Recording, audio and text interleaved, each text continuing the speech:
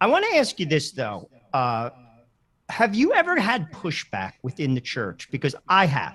I'm going to be Mm. very frank with you. I've taught RCIA. I was asked to leave. Taught it right from the catechism. Right from the catechism.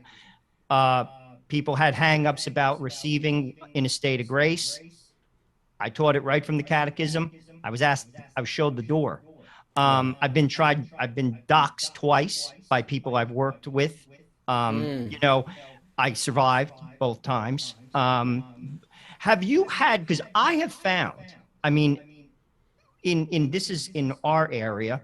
You have to shop for a parish father. I Right. mean, I go to I'm married to a Haitian American woman. I'm Italian. I go to a Polish American church. You think we stand out because they're faithful?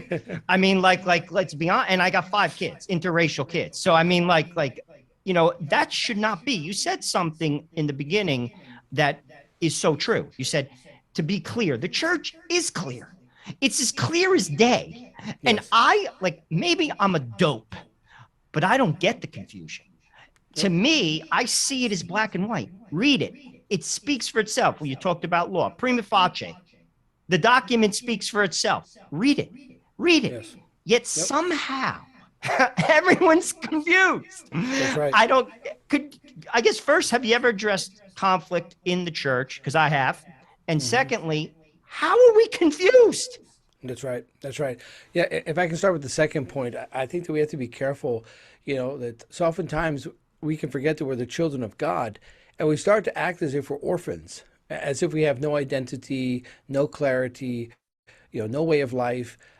Because as Christians, as the children of God, we do. Like we have an identity given to us in Jesus Christ. We have a sure path that we're called to follow. There is clarity. The Lord would not let us stumble in the dark and not know right from wrong or what the path to salvation is.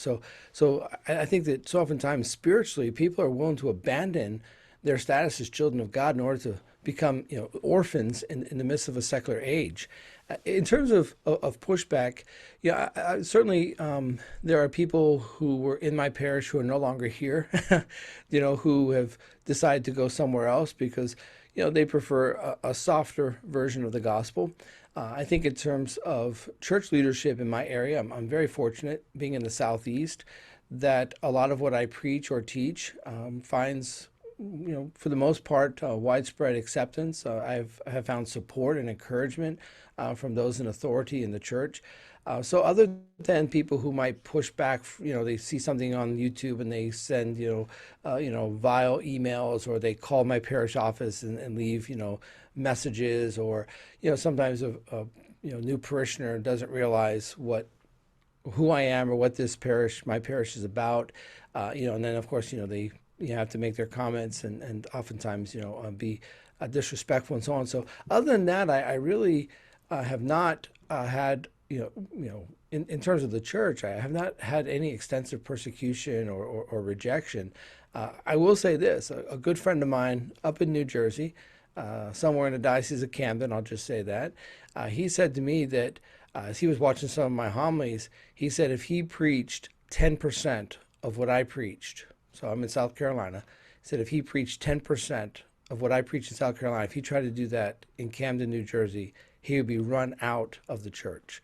It would not be permissible. And part of that, again, I think is just being in the Southeast, being in the Bible Belt. We tend to be still a relatively conservative society, and people are more open to the teachings of the Christian faith.